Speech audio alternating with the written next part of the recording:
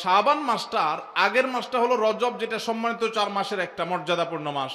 আবার শাবানের পরের মাসটা কোনটা? রমজান, সেটা হলো বছরের সবচাইতে সেরা মাস। তো নবীজি বলেছেন দুইটা মর্যাদাপূর্ণ মাসের মধ্যবর্তী শাবান মাসে মানুষ আমল ইবাদত না করে অবহেলায় বেশিরভাগ মানুষ কাটায়। বেশিরভাগ মানুষ অপেক্ষা থাকে রোজা কবে আসবে, তখন কোরআন তেলাওয়াত শুরু করব। রমজান কবে চাঁদ দেখা যাবে রমজানের, তখন নামাজ ধরবো। রমজান কবে শুরু হবে, তখন থেকে আমি তারাবি পড়া ধরবো, ভালো কাজ করা ধরবো। শাবান মাসে মানুষ রমজানের ক্ষণ গণনা, দিন গণনা করতে থাকে, অবসর থাকে, অলসতা করে, অবহেলা করে।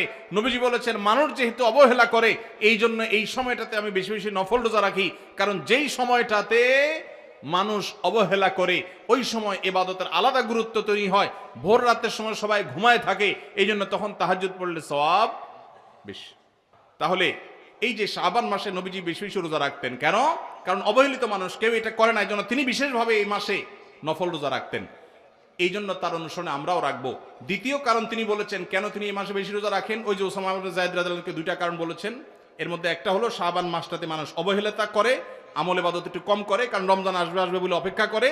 সেজন্য তিনি এই মাসে বেশি বেশি আমল করেন, কারণ অবহেলার টাইমের আমলের গুরুত্ব একটু বেশি। দ্বিতীয় কারণ হলো তিনি বলেছেন শাবান মাসে বান্দার আমলনামা আল্লাহর কাছে উপস্থাপন করা হয়। ফেরেশতারা রিপোর্ট জমা দেয়।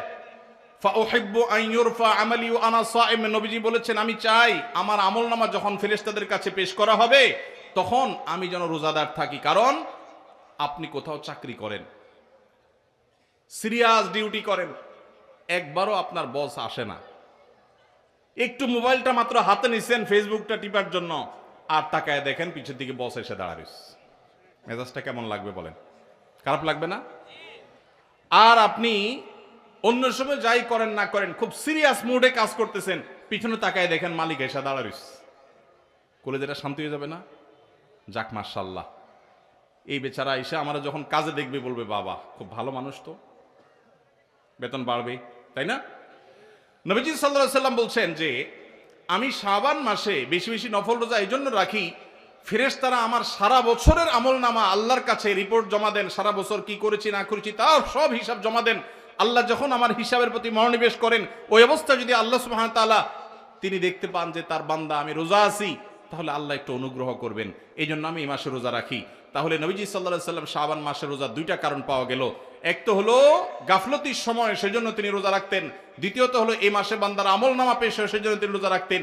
এই দুই কারণ আমাদের বেলায়ও আছে না নাই? তাহলে আমাদের রোজা রাখা উচিত না উচিত না? চেষ্টা করবো তো ইনশাআল্লাহ। ভাইরা আমার, একটা প্রশ্ন আপনাদের মনে হইতে পারে, সেটা হলো আমরা তো শুনছি মানুষের আমলনামা সকালে বিকালে আল্লাহর কাছে জমা হয়, ফেরেশতারা জমা করে, আবার এখন শুনলাম শাবান মাসে জমা হয়, তাহলে দুই রকম হলো যে? এর উত্তর হলো আল্লাহ রাব্বুল আলামিনের কাছে আল্লাহর ফেরেশতারা মানুষের আমলনামাকে 3 ধাপে, 3 স্তরে, 3টা লেয়ারে, 3টা সময়ে আলাদা আলাদা ভাবে উপস্থাপন করে। একটা হলো প্রাত্যহিক রিপোর্ট, প্রাত্যহিক আমলনামা, ডেইলি, প্রতিদিনের আমলনামা সকাল এবং সন্ধ্যায়। সারা রাত আপনি কি করেছেন, ওয়াজ শুনেছেন না গান শুনেছেন, ভালো কাজ করেছেন না মন্দ কাজ করেছেন, সারা রাতে কি করেছেন, প্রত্যেকটা মানুষের হিসাব আল্লাহ রাব্বুল আলামিনের কাছে প্রত্যেকটা ভোরে ওই রাতের ডিউটি থাকা ফেরেশতারা জমা দেন। আবার সারাদিন আমরা যা করি না করি সন্ধ্যায় সারাদিনের ডিউটিতে রত ফেরেশতারা আল্লাহর কাছে জমা দেন। তাহলে বান্দার আমলনামা, বান্দার রিপোর্ট জমা দেওয়া হয় একটা হলো প্রাত্যহিক, প্রতিদিন। সেটা কখন? সকাল এবং সন্ধ্যা। বান্দার আমলনামা জমা দেওয়া হয় আরেকটা লেয়ারে, সেটা হলো প্রত্যেক সপ্তাহে 2 দিন, সোমবার এবং বৃহস্পতিবার। নবীজি সাল্লাল্লাহু আলাইহি ওয়াসাল্লাম যেন সোমবার বৃহস্পতিবার রোজা রাখতেন, কারণ সোমবার এবং বৃহস্পতিবার বান্দার আমলনামা ফেরেশতারা আল্লাহর কাছে পেশ করেন। তাহলে একটা হলো ডেইলি আমলনামা পেশ, সেটা সকাল সন্ধ্যা। একটা হলো সাপ্তাহিক আমলনামা পেশ, সেটা হলো সোম বৃহস্পতি। আর একটা হলো বার্ষিক রিপোর্ট পেশ, সেটা কখন? শাবান মাস। বিভিন্ন অফিসে যারা চাকরি করেন মাসের হিসাব দেওয়া লাগে একরকম, ডেইলির হিসাব দেওয়া লাগে আরেক রকম, বার্ষিক রিপোর্ট দেওয়া লাগে আরেক রকম, আছে না নাই? ঠিক একইভাবে আল্লাহ রাব্বুল আলামিনের কাছে আমাদের আমলনামা পেশ করা হয়। ভাইরা আমার, সেজন্য এই রিপোর্ট জমা দেওয়ার সময়গুলোতে বান্দা বিশেষভাবে আমলে মনোযোগী হবে। এই জন্য নবী সাল্লাল্লাহু আলাইহি সাল্লাম বলেছেন ওয়াসাব্বিহু, আল্লাহ তাআলা বলেছেন কোরআনে কারীমে ওয়াসাব্বিহু বুকরাতাও ওয়া আসীলা, সকাল সন্ধ্যা আল্লাহর তাসবিহ পেশ করো। নবীজি সাল্লাল্লাহু আলাইহি সাল্লাম সকাল সন্ধ্যা বিশেষ তাসবিহ পেশ করতেন, জিকির আজকার করতেন, দোয়া করতেন, আমল করতেন। কারণ এই যে আমল জমা দেওয়া হয়, আমল নামা জমা দেওয়া হয়। আবার সোমবার বৃহস্পতিবার রোজা রাখতেন, কারণ আমল নামা জমা দেওয়া হয়। আবার শাবান মাসে বেশি রোজা রাখতেন, কারণ আমল নামা জমা দেওয়া হয়। তার আমল নামা জমা দেওয়ার দিক 3টা লেয়ার আছে, মনে থাকবে তো ইনশাআল্লাহ ভাইরা আমার।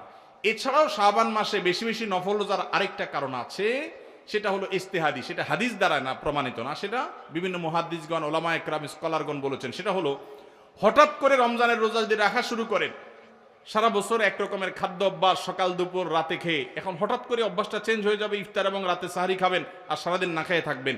হঠাৎ করে 30 দিনের রোজা রাখতে গিয়ে আপনার কষ্ট হয় কিনা, অভ্যাসটা আগে থেকে যেন হয়, সেজন্য শাবান মাস থেকে কিছু কিছু নফল রোজা রাখতে হয়। এটা হলো ওয়ার্ম আপ, রিহার্সেল, প্রস্তুতিমূলক রোজা। এই জন্য ভাই এই শাবান মাসে বেশি বেশি রোজা রাখবেন তো ইনশাআল্লাহ। পুরো মাসের প্রথম 15 দিন 20 দিন রোজা রাখার তৌফিক যদি নাও হয়, অন্তত একটা রোজা হইলেও নবীজির সুন্নাত আমল করতে গিয়ে আমরা কারা কারা করবো একটু হাত তুলে দেখি। একটা হইলেও রাখবেন ইনশাআল্লাহ। নিয়ত করছেন তো ইনশাআল্লাহ? সবে বরাতেরটা না, ওইটা বাদে একটা হইলেও রাখবেন। নিয়ত করছেন তো ইনশাআল্লাহ? আল্লাহ আমাদের সবাইকে আমল করার তৌফিক দান করুন। এই আমলটা যদি আপনারা করেন ভাইরা, হারিয়ে গেছে সমাজে, আলোচনা নাই, সেজন্য আমি আলোচনা করলাম। বিলুপ্ত হওয়া আমলগুলোর একটা শাবান মাসে বেশি বেশি নফল রোজা। চর্চা নাই, আমল নাই, আলাপ নাই, মানুষ ভুলে গেছে। আপনারা যে ঘরে ঘরে রাখেন, মানুষ জানবে, সুন্নাহটা জিন্দা হবে, ঘরে ঘরে আমলটা শুরু হবে। আপনি অন্য মানুষকে বলবেন একই কথা, তাকে উদ্বুদ্ধ করবেন, তাহলে নবী সাল্লাল্লাহু আলাইহি সাল্লামের ওই হাদিসের ফজিলত পাবেন। আপনি মৃত সুন্নতকে জিন্দা করলেন, সেই সওয়াবটা পাবেন। চেষ্টা করা যাবে তো ইনশাআল্লাহ।